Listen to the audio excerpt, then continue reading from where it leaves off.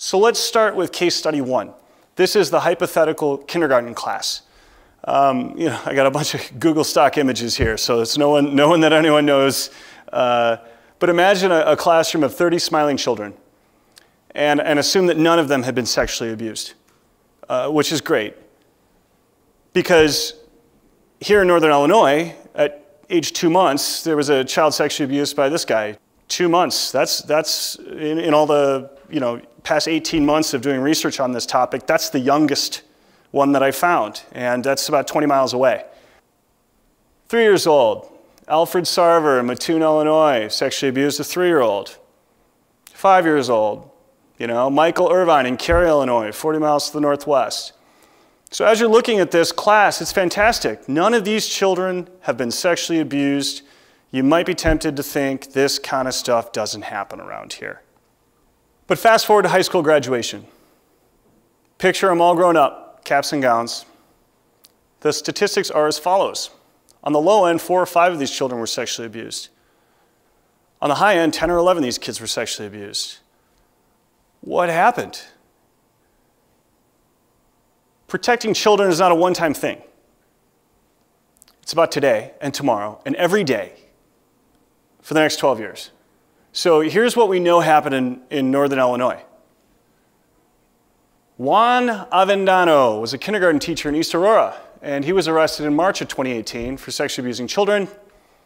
Also, interestingly enough, in October of 2018, just recently, as I was putting these slides together, a coworker was charged with failing to contact a state agency to investigate abuse under the mandated reporter laws.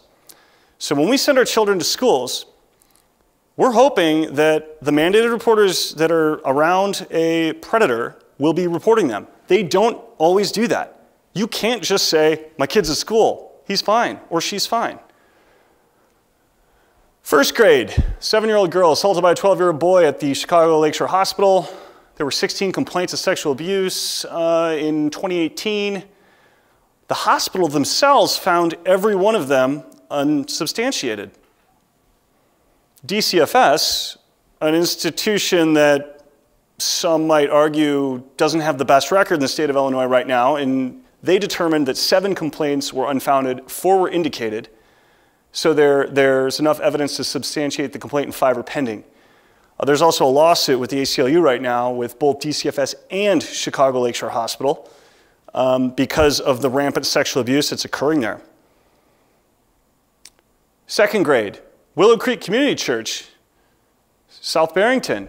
A 20-year-old volunteer buddy, Robert Sobczak, molested an 8-year-old boy with developmental disabilities. Turns out that predators also like easy targets.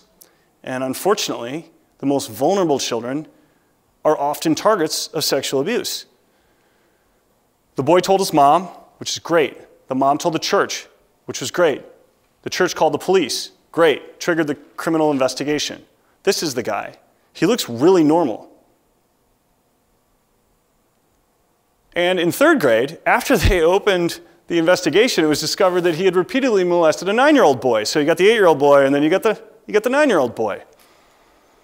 Willow Creek had to pay over $3 million to the victim's family to settle a civil lawsuit because there were people at the church who made complaints about this guy, and the church didn't do anything about it. And he repeatedly violated the policy that the church has, which is at no time should any adult be alone with a child in an area of the church without other people around. So this is failure, and they had to settle a lawsuit about that. So we could keep on going, right? And that's kind of the whole point here. We could keep going. I could keep on going. All you have to do is Google Illinois child sex abuse age 9. I mean, it's unbelievable, the amount of information that comes. And so clearly this is not something that P.A.X.A. is happy about. And then that's just getting up to 8th grade. Remember, the hypothetical case study we're talking about here has kindergartens going all the way up to seniors in high school. And we all know that high school is completely free of any problems regarding sexual abuse, right? Oh, we all know that that's not the case.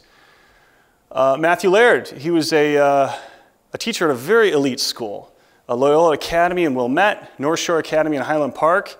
the type of place where these things don't happen, right? No, the type of place where this stuff happens. He was caught uploading child pornography onto a site.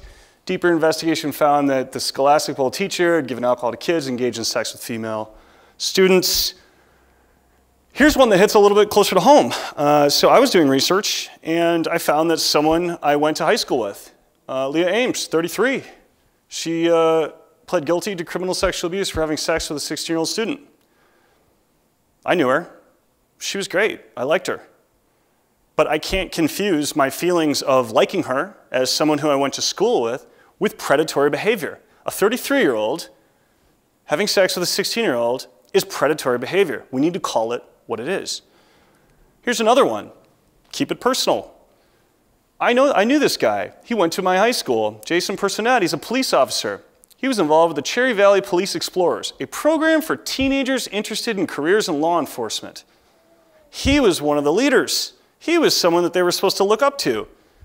And he was 35 years old. He was charged with criminal sexual assault of a minor with whom he held a position of trust. She was 17. So when they're 18, they're seniors, no longer children, but the sexual abuse continues. I hope that the point of this case study is that when you look at a group of young children and you ask each of them, even if you got involved, it's really not about that day. It's not even about what's happened to them up until that point. It's about protecting them until they're grown-ups. And that means that we have to be vigilant.